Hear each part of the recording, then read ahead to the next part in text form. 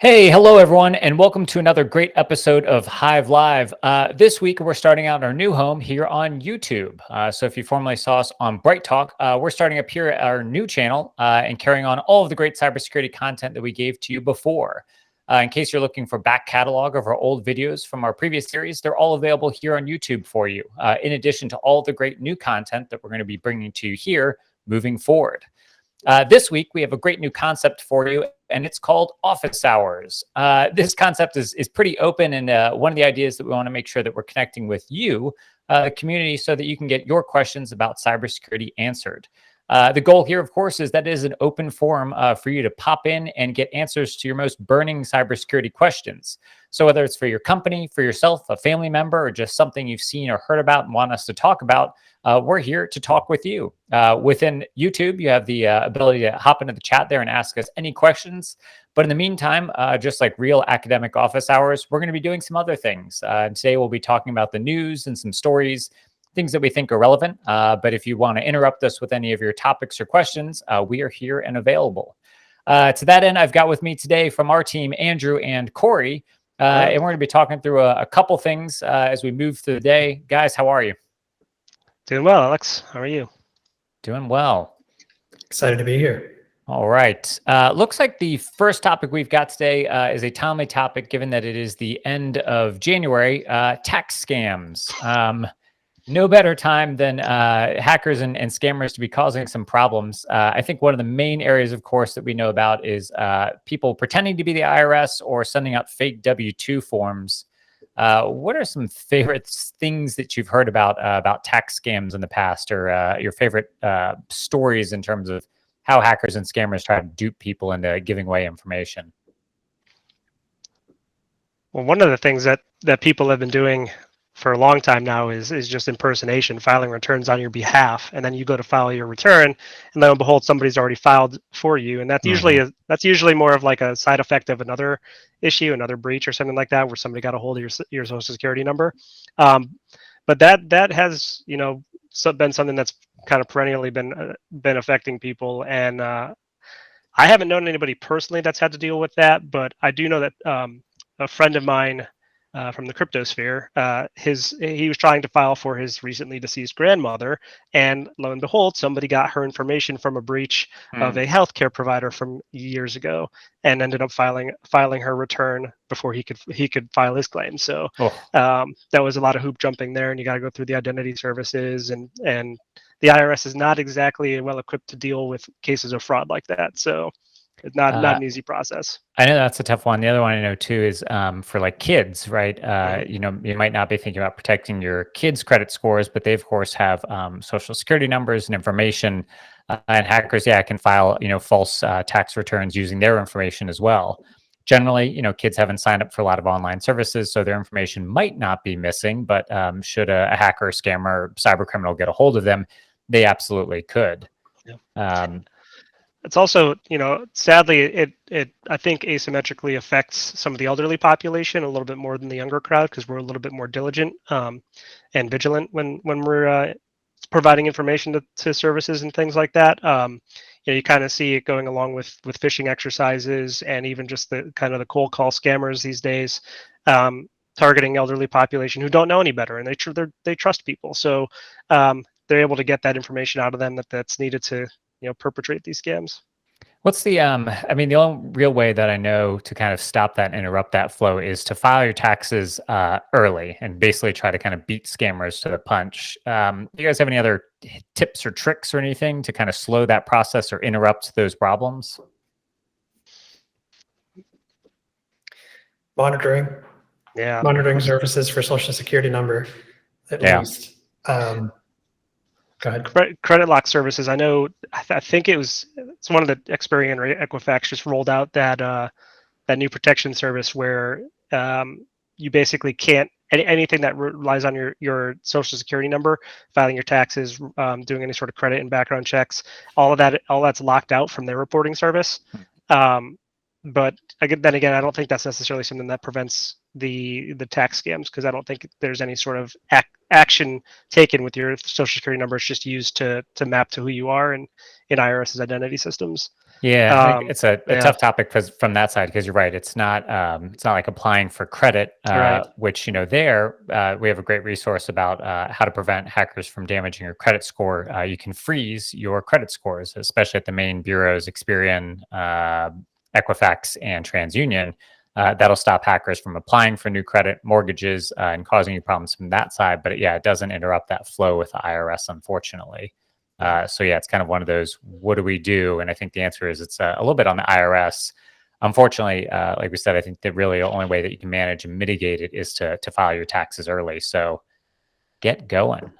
Yeah, for sure. I wonder how crypto will come into play in the scams, because there's it's a whole new message to people of all ages who might be involved in crypto, of like in both directions. Like if you're trying to be law-abiding and you're responding and trying to do everything you can to satisfy all requirements related to crypto, you're probably going to be more likely to listen to all those emails and letters, and possibly more likely to fall for the phishing scams. And also, it's confusing and new, and some things aren't intuitive. So I wonder if that'll cause more people to fall for phishing related to crypto. Okay. Yeah. I mean, the tax law that is applied to crypto is not really built for crypto. It's built for traditional investments, traditional securities, equities, stuff like that. And when you're talking about Joe Somebody who just got into crypto because his neighbor got a coin and told him all about it, he doesn't necessarily know the tax implications either. So you're right, he's definitely susceptible to things like targeted and spear phishing emails. The other issue that has kind of cropped up in the crypto space is identity theft. So taking it to kind of the extreme, people are taking those stolen social security numbers, additional verifiers to create validated accounts and verified accounts on exchanges and trade cryptocurrency, and then they cash out, and there's a tax burden for the person that identity is associated with. Now they don't care, because they're just in and out, right? They just want to make their profit and get out. And so there's a burden that generally now falls to the person who that account is attached to, which is the victim. And so the IRS may come calling because Joe Somebody accidentally or somebody opened up a crypto account with Joe Somebody's name, and now he has a large tax bill that's come due. And of course, the person who stole his identity is not going to pay that. So you have to kind of figure out a way to work around that within the realms of fraud and detection. Yeah, and I think it ultimately comes back to doing your due diligence as an individual. Freezing your credit definitely helps. Regularly checking your credit scores can help. And then just anything suspicious, emails that come across about opening new accounts, or if you get a letter in the mail about opening a new account, go investigate it, find out what's going on. Do be cautious, of course. If you get an email that says you have a new account open, click here and enter all of your information. Well, that might be a scam. So it is a tough situation to be in. And this is why it's a tough time of year. The best thing we can recommend is just, being diligent and being ready should something happen, so that you can act and react quickly as well. Yeah. On the opposite side of that, if you do get like an official letterhead from, like a Coinbase or another crypto exchange or some other financial service, and you don't think you have an account there, or you don't understand why, don't throw it away. Reach out to them and make sure somebody hasn't opened an account in your name, because a lot of times it won't hit your credit report. They do simple verification at these exchanges, like a license, a picture of a license, right? And anybody can fake a Photoshop of a license. So that's such a good one too. Think about the IRS. There's a couple things. The IRS is old school in their approach, and whether rightfully or wrongfully, the only way they'll actually reach out to you regarding something from a tax filing standpoint is via letter, via the U.S. Postal Service. Fun fact.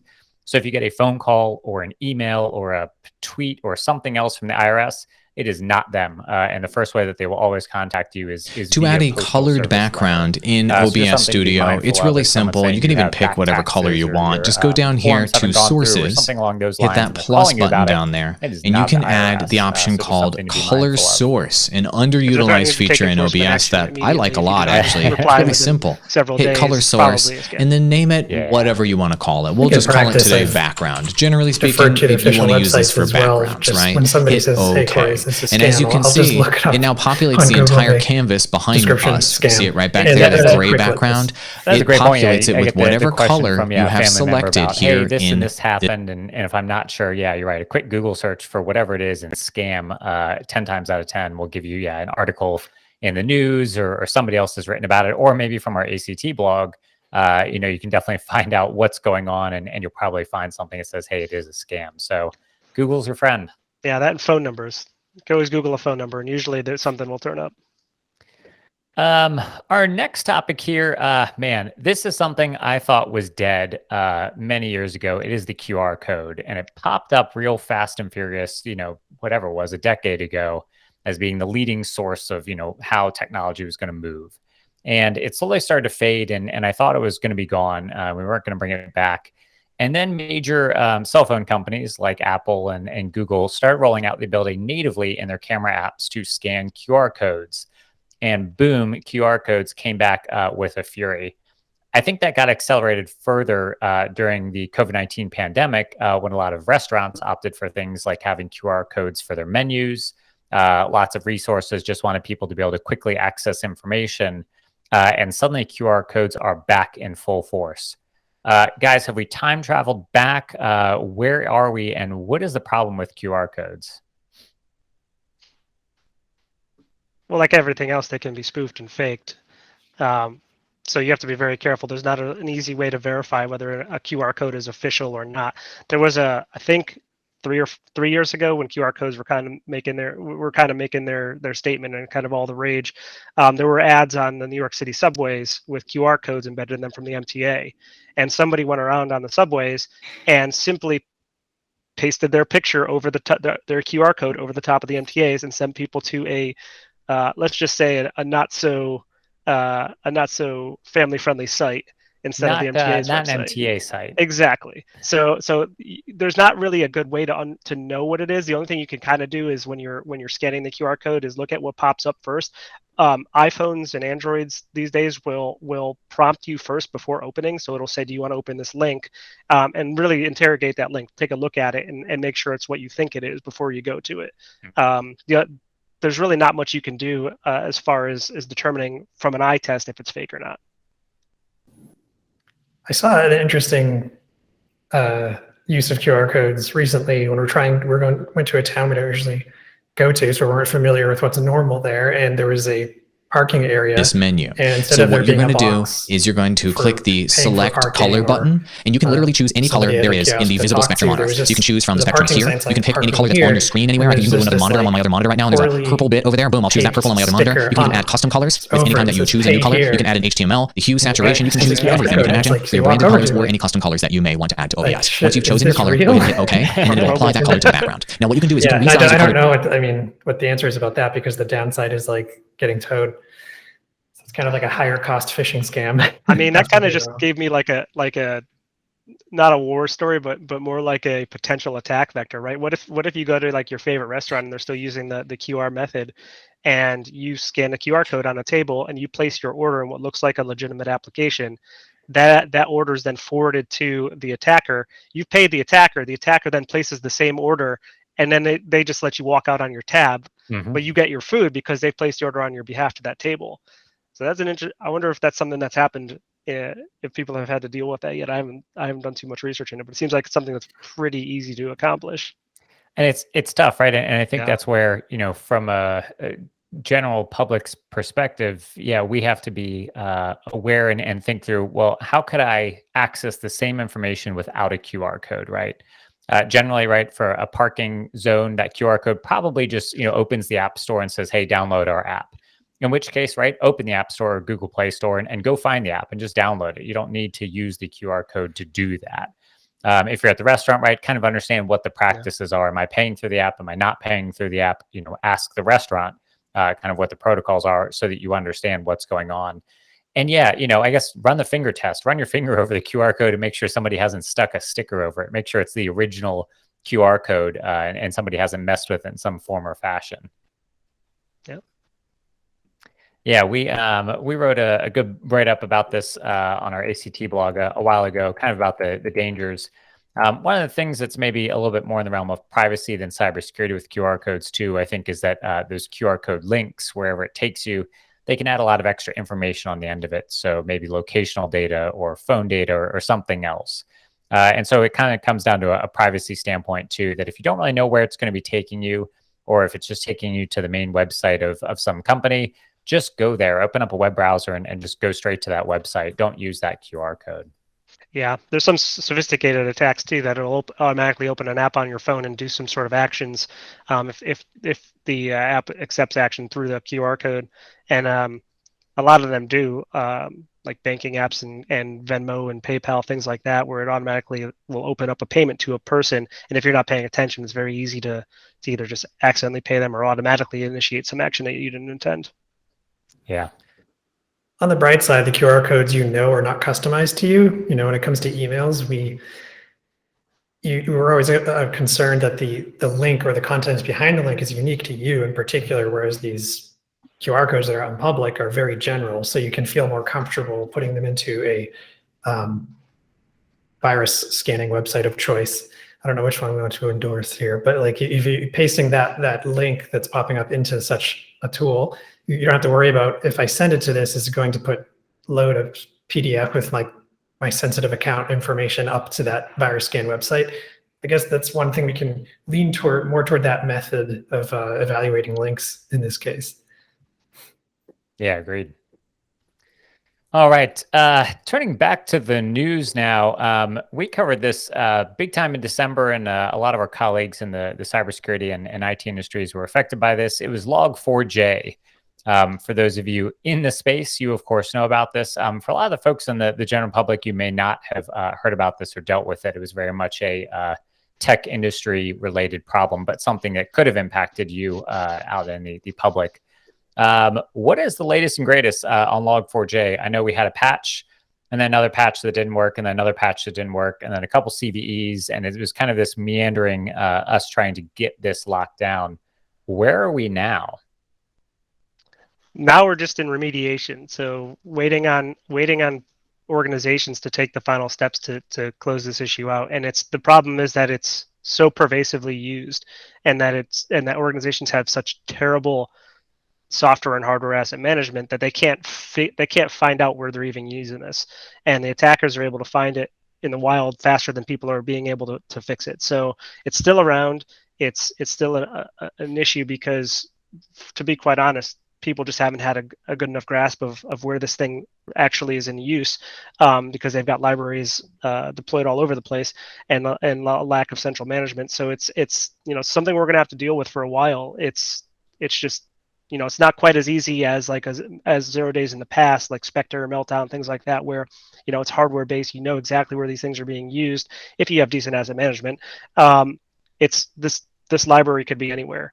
But why is this such a problem? Why can't I just scan for it and find it and go, yeah, there it is, and I'll take care of it? Well, because the tools that scan for it rely on you to be able to provide them the locations to scan, right? Mm-hmm. So the libraries, the applications, the external systems, you have to know and feed them to that scanning tool.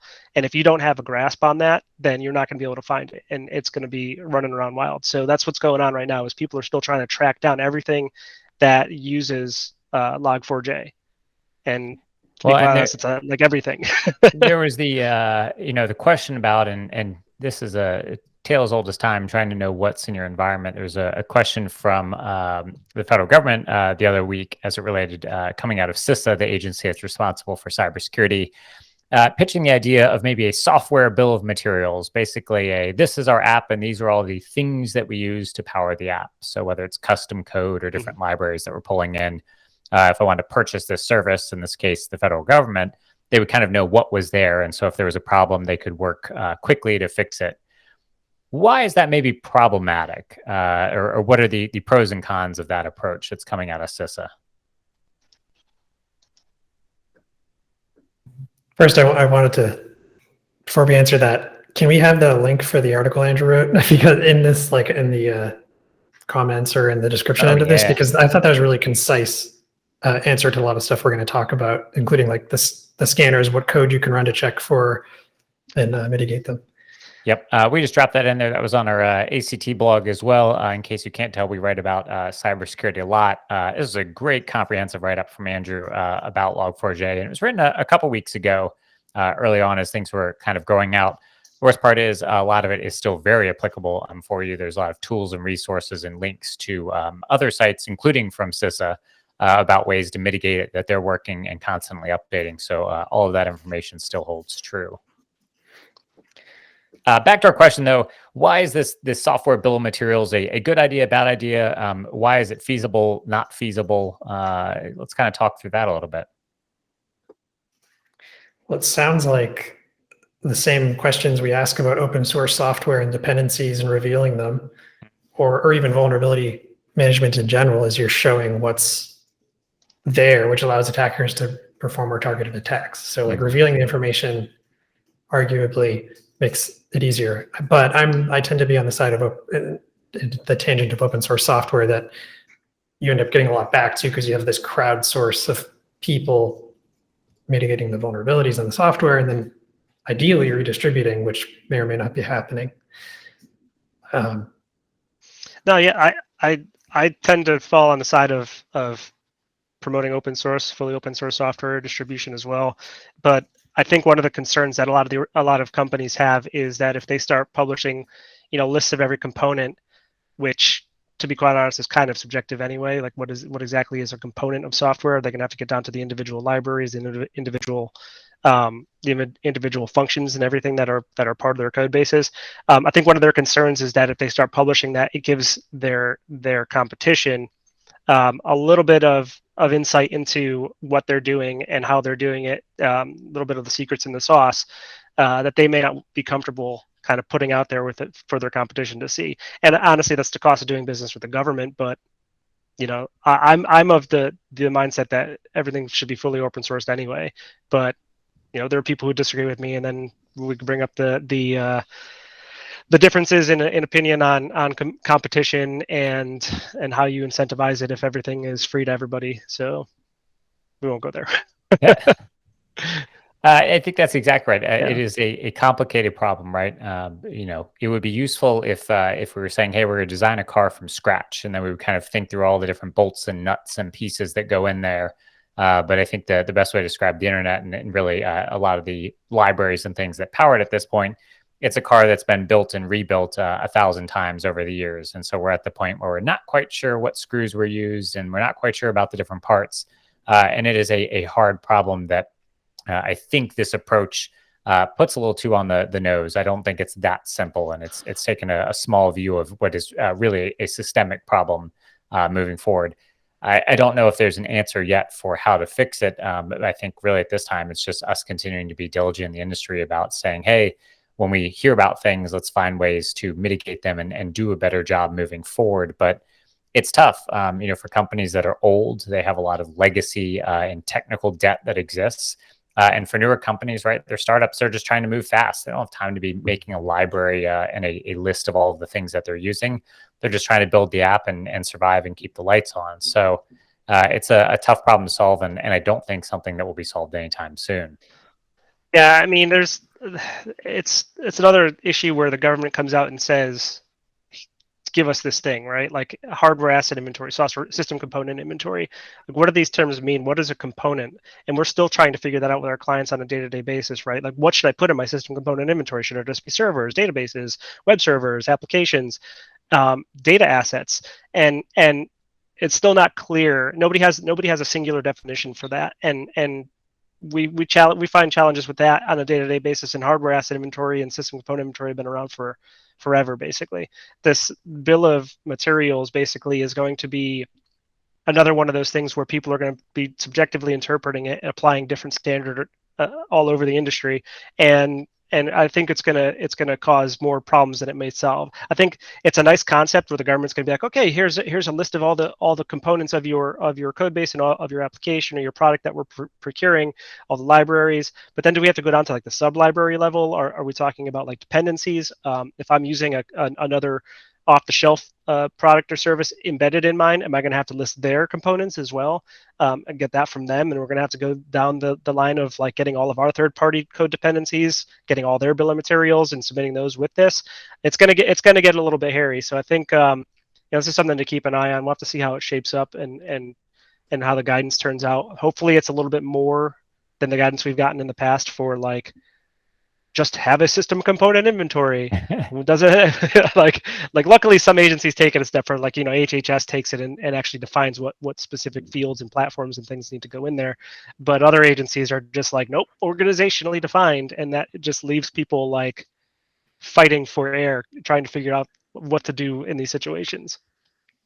It comes up all the time though, this inventory of hardware and software, and I know it's annoying and it's easier said than done. And we've been involved in lots of projects where we're getting people from nothing to fully implemented. And sometimes it takes a lot longer because of many issues we could have a whole episode on what can happen. But the reality is it keeps coming up over and over and over again. So it's like, if you want to look at the long game of security and it's like what controls would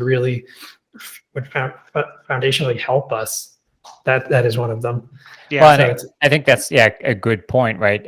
We talk about this a lot, and I think it's useful because if we can know what you're using, whether that's hardware or software or even third-party services, us in the cybersecurity industry, that helps us know what to protect, right?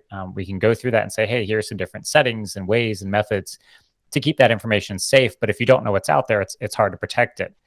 At the same time, right, if there's this, create this software, bill of materials, is it worth the effort to, pull apart all of your code and pull out all the libraries just to have that? Maybe not, right? That might be a huge ordeal. And does it actually offer that much benefit? Here's a great example with Log4j, where we're just saying, hey, we found some different ways to detect this and find out if you're using it so you can go and scan. Here's some mitigating things. If I'm a company, am I just better served waiting for all of that information and come out and dealing with these things as they come, rather than investing the time to be proactive up front when invariably everybody is in the same place as me? I don't know. I think that puts a lot of companies in a tough spot. We're saying, I don't know if it's worth my investment to pull this apart and do it, and I'm better off just reacting to it when I hear about it in the news. Yeah, I mean, there are some... Oops, sorry. Go ahead, Corey. Just a quick note, is it also might not be this happens all the time with these popular or like sensational new vulnerabilities. They're so exciting, but it's like a lot of places, it's not your biggest vulnerability. It might be one from 10 years ago. And this is exciting, but like you said, if you have to take a risk-based approach to what the vulnerability, how the vulnerability affects you, how much it's going to cost to collect the information, is there a no-brainer approach to it, like segment off these things, confirm the traffic, like the exploit can reach them? Go ahead. Oh, no, I was just saying, I mean, in reality, organizations should already have the ability to generate these bill of materials, at least with some degree of explanation, right? So like there should be, as long as there's some basis to support why they've documented what they have as far as components are concerned, they should be able to use that. But there's all different types of software you can use to create these already.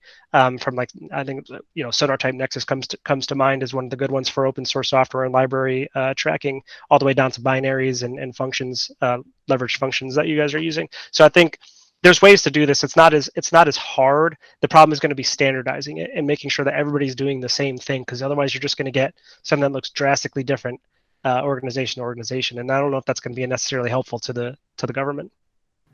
Just imagine an attrition label. Yeah. With the black lines and with these, and then the ingredients list. Yep. Ordered by percentage.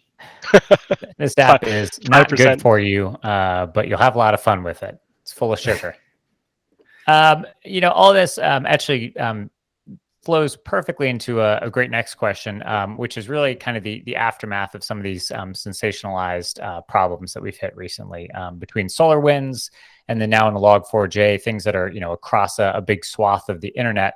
The White House and the federal government are now saying, hey, enough is enough. We need to do something. The hard part is what is that something and what is the appropriate response? The recent order that came out from the White House and a lot of discussion is around implementing zero trust. For those of you who don't know about zero trust, the idea is that you limit access and you don't trust anybody implicitly ever. A great example is back in the day, you might think that you might sign on to your computer, and after that, you can access all kinds of resources and programs that your company might use. The idea here is that you don't implicitly get that access and that you oftentimes have to re-authenticate, or you're not given that access by default. It is a tough problem because it's a way of changing the way that companies do business. It's a way of changing the way that we talk about cybersecurity at companies. So for somebody like the federal government to say we're going to move to zero trust, why is that the worst idea that could ever be said in all time? Corey, I'll throw it over to you. That's a lot. I think I have to think about that. Yeah, I think it is a tough spot to be in, right? It means kind of like we're talking about, you really have to pull apart where the federal government is doing business right now, understand the lay of the land, think about everybody that they're working with, and then start to kind of close down some of the, potentially the services and life-saving services that the government is currently providing to move towards this zero trust model. I can't even imagine where many agencies and groups would start with to make that happen. I mean, they've got five pillars, right?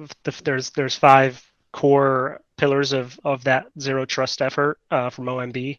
Mm-hmm. So I think it's like identity, devices, networks, applications, and applications data. Or workloads and data. And data, right? Yeah. And data, right? What is that? That's a wide right. swath That nebulous. topic. Yeah. And I think they've given you a little bit of, again, this is where like the government, says all these big important things, but they give you 0 to go on to start with. And like the only saving grace is that they gave you at least till 2024, which I don't know if that's a saving grace or if that's too aggressive. This may be a shock to you guys. We're actually apparently already in 2022, right. So we're almost there, which is news. And time flies, so before you know this will be required, and everybody will be scrambling to figure out exactly how to deal with it. But yeah, it's gonna be challenging. I mean, a lot of the way companies, especially like software as a service and other platform as a service cloud providers have worked traditionally in the past is that they bring their own identity, and authorization platforms. They're not gonna be equipped to handle the centralized identity management that's required under this necessarily to start, especially when you bake in the requirements of FedRAMP and some of the other security frameworks that require certain things for MFA, for common identity and common access, and it's just going to create a nightmare, I think. But is it necessary? I don't know. Are some of the FedRAMP identity and access management providers out there right now, like Okta, Duo, things like that, are they good enough on their own, or can we just rely on them? I think what you're going to end up seeing is a lot of organizations just outsource everything, and we're going to have these bigger points of failure where these core principles from this zero trust model are being focused. Is we're going to have just bigger points of failure because everybody's going to be relying on singular third parties to do these things for them, to manage them for them, all these managed services, because they're just not going to do it themselves. The cost to do it, the cost to implement, CAC and PIV support internally doesn't make sense when you can just outsource that to Okta and do tokenized, access authorization and authentication assertions. It's easier to just use like standard protocols and services versus like bake your own and roll your own stuff. So I think what we're going to end up just seeing is like companies really leaning on like already established players in all these areas, and then it's just going to create like these huge core dependencies that just introduce even bigger points of failure for the government. So the next time SolarWinds comes around, and if it affects like Okta and everybody's using Okta, well then what? That's a great question, right? Is it better to centralize it with companies that are better at doing this than to try to go it alone, right, and do it on your own? Or, does that create a single point of failure? I think you could talk about it both ways. Definitely when we think about SolarWinds being kind of the only player in that space for a while, everybody was using it, so everybody got impacted. Is that a benefit or a problem? I think it's debatable. I also don't know if some of the reporting requirements for CDM, the CISA CDM program, are necessarily things that private sector is going to be happy about having to meet. I know like there's certain scenarios where CDM comes into play for federal contractors now, but if the way Zero Trust is kind of worded and increases that burden and that workload, and I'm not sure that that's something that a lot of smaller organizations that are providing cloud-based services to the government are going to be able to facilitate. I doubt it's going to be turnkey for most companies. Sure. Yeah. It's like, so I think people should focus on playing out a realistic storyboard of what migrating to Zero Trust will look like, and thinking about, hopefully you have internal experts that if you don't, finding experts who have like gone through this process of what, to give you an understanding of what kind of rotten boards you're going to find, because there's things that famously people take for granted in their network. These two computers talk to each other and that makes everything work. And as soon as you segment everything, that stops working. And it turns out it can take X months just to replace that critical system that we completely forgot about, just one. So it's one of those things where you can't just say, I doubt they're going to actually say, get this done by 2024. It's going to be, you have to have a plan, and then most people aren't going to make it for a long time. And it's just going to be this, because as you're migrating to Zero Trust, you're also adding things for the sake of the business, and you're not used to implementing things Zero Trust. So you kind of still implement in the old way. It's going to be slow. Networks are complex systems. The people with this networks are even more complex systems, and everything's changing. Yeah. So yeah, I mean that's a huge part of Zero Trust, right? We think about it from a computer system standpoint and segmenting and locking things off. But yeah, you're right. The human factor is a huge piece of that. Oftentimes that means maybe users re-authenticating to a service they didn't have to before, or having some new experience. So I think there's definitely a big piece of the Zero Trust model that's not just the technology behind it, but how do we educate the folks at our company about how to use these new tools and services securely, or in alignment with however it's now configured in a way that it didn't necessarily work before? Yeah, I mean, there's just a lot of challenges, right? Like companies, they don't just serve the government. The government isn't their sole client. So what you're asking them to do under Zero Trust is basically re-architect either their entire boundaries or their entire applications and systems, wherever that government data is stored, to serve the government, but not necessarily serve the best interest of their other customer base. So you'll see probably a lot of companies will end up either actually going that segmented, segregated route where they just have a federal instance and a commercial instance, or they just apply across the board these new controls, and it'll cost a lot to do that. And I don't know what the best answer for companies is. It's going to be up to them. They're going to have to do their own internal risk assessments and their own internal cost analysis, and see what benefits the business, because it's not going to be easy, and it's going to put a lot of them in a position where, if they're multi-tenant right now, they may have to start thinking about moving towards single tenancy. Yeah, and I think that is a huge piece of the puzzle. One of the bigger things too, and this kind of leads into our next and final topic today. Talking a little about remote workers, as folks have been out in the field and working from home and everywhere in between, as we start to think about a Zero Trust model, how does that impact them? And for companies who are adopting a permanent remote workforce, that puts them in an interesting place about what that means for those workers. If they're not coming into the office every day or even with any sort of frequency, that puts them in an interesting place. From our side, what are some things that companies should be thinking about as they start to think about coming back to work? And by that, we mean, maybe refilling offices in some capacity. As Omicron starts to subside here, companies are starting to have that conversation, and timelines are starting to kind of sound about midsummer for those companies who are reporting back to work. What are some considerations? What are some problems? How could that affect the way that people work and those companies manage their IT networks? Are they asking when people come back to the office, whenever that magical date is, or are they asking about just right now being secure with remote circumstances? Should the question be, should people come back to the office? We won't dive into that. Maybe we'll say for companies who are coming back into the office, what are some things they need to be watching out for? I mean, people are people are so used to working remotely for so long that like in-person security is going to have to be like refreshed, right? So like the way you interact with data in the office, and locking your screen when you walk away, because you're not just in your bedroom or your office at home and with a lock on the door, like things like pants. Yeah, exactly. You have to wear pants. I mean, come on. But no, like seriously, people are going to have to remember, like, you can't leave stuff out on your desk, right? Like clean desk policies are going to have to be reinforced.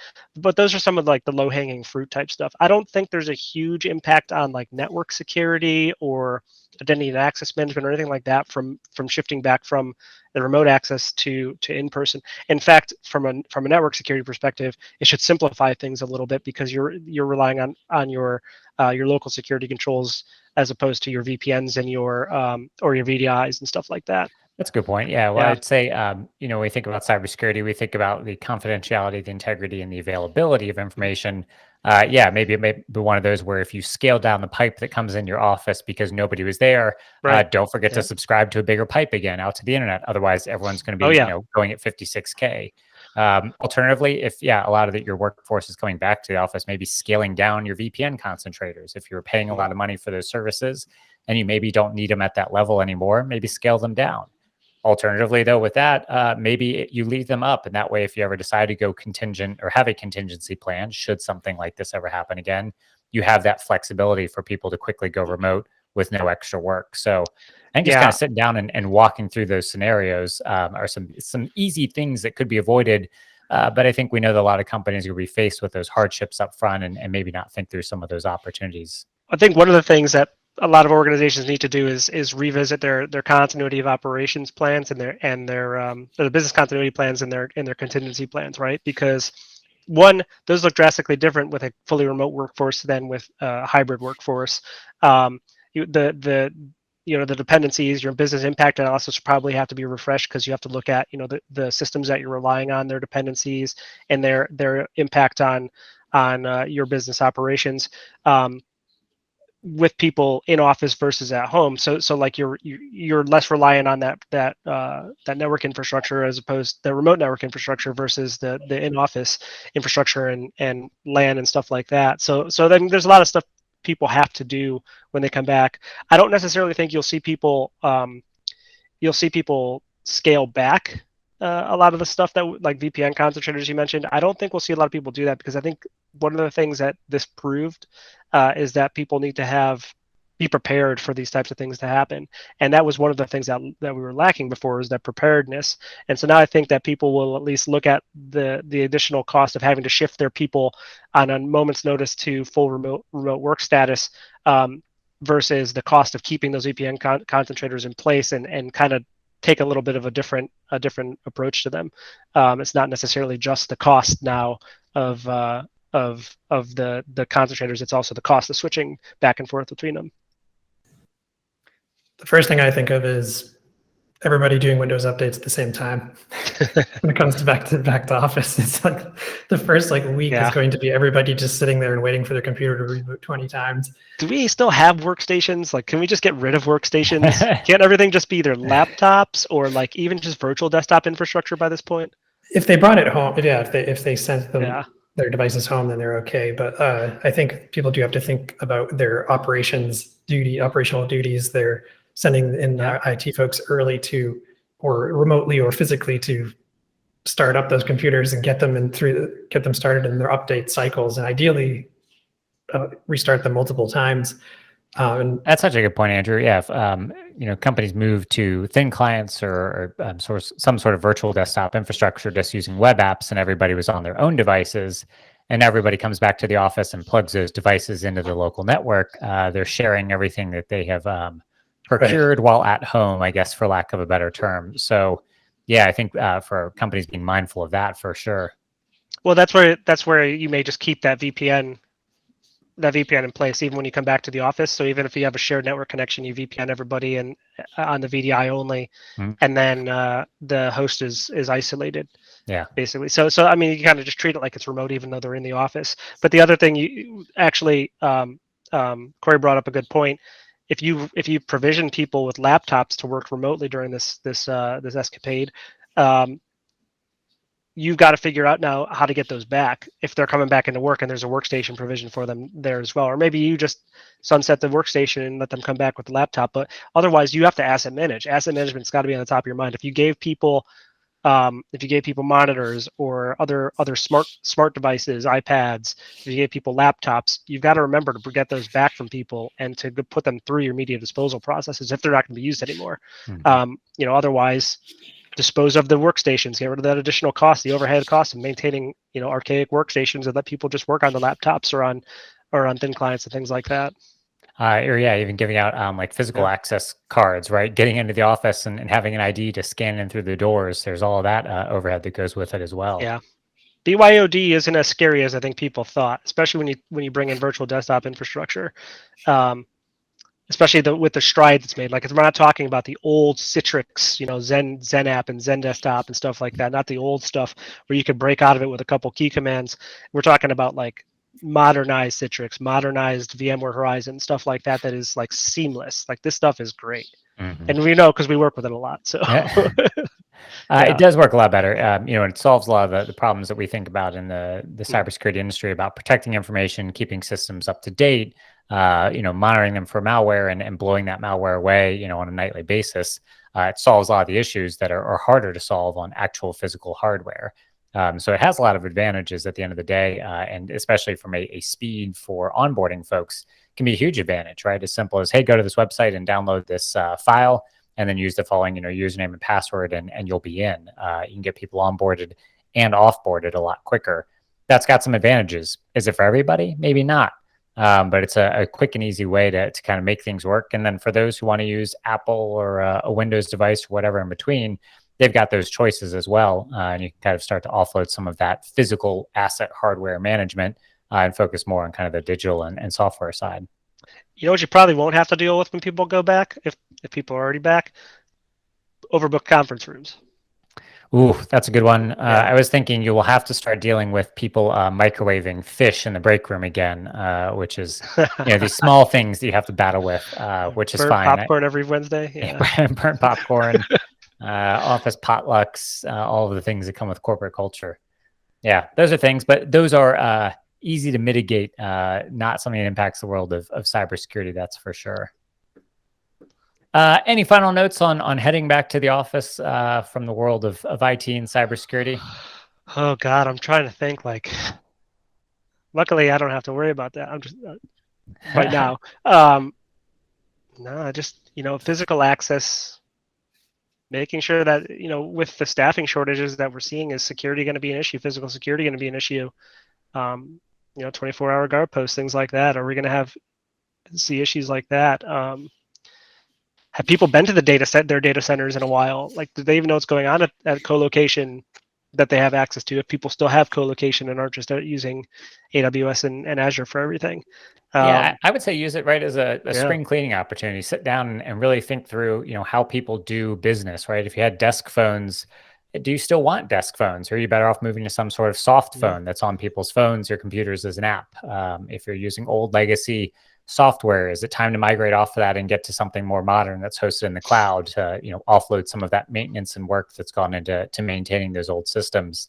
I would just kind of almost use it like a spring cleaning and start over and think through, hey, where can we find opportunities to modernize, but also maybe save money and time? Like I said, BYOD isn't as scary anymore with MDM and all the solutions that are in place to isolate hosts and VDIs and virtual desktop infrastructure. Like, it's not as scary anymore as people thought. So, that might be one of the best lessons learned from the whole endeavor, is that, people can use their own devices and we can run them securely without impacting, our data or our customers. Corey, any final thoughts? Just that for some places more than others, workstation space is personal, and people might sign a million things saying that everything you do at this workplace will be monitored, et cetera. But there is still this trust that you want to maintain with your users. So I would say if you are going to have people go out to each of those devices and power them on, potentially they're going to move something on the desk, like the dead plant in the pot is moved to the left side, and when they come back in the office, they're going to know. And so you don't want them, don't make it don't allow them to be surprised. Tell them ahead of time that somebody is going to go around, and power on all the computers so that you're not sitting there waiting for Windows updates for 8 hours. And if you have any concerns, let us know. I would probably say to maybe have some spare computer fans on hand, since dust is not a computer's friend for those that have collected a large amount. Let's be honest, if they're desktops, there's a 90% chance most of them won't turn back on. That's a good point. Yeah, right. Data corruption and stuff on local instances could be a real problem. So hopefully it's all backed up in the cloud or some central location in some form or fashion. Yeah, that's a good one too. But yeah, maybe a couple cans of compressed air would be a big benefit. All right. Well, hey, that is all the time we have for today for office hours, and we'll close it up here. As always, we'll continue this series moving forward. Our plan is to continue all of our great content, both targeted workshops and roundtables with ourselves and other industry experts around cybersecurity. But we want to inject this office hours idea more often to give you a chance to come in and ask the questions that are important to you, but also to give us a chance to talk about the news and what's impacting the world of cybersecurity and IT. Before we go, make sure you sign up and subscribe for our next episode at www.hivesystems.io/Hive Live, where you can view all of our past episodes, as we mentioned before. Next month, we'll be talking about another great cybersecurity topic. So again, make sure you subscribe and sign up at our website at www.hivesystems.io/Hive Live. Until next time, remember, when it comes to cybersecurity, you need to act and not react. Thanks for joining us.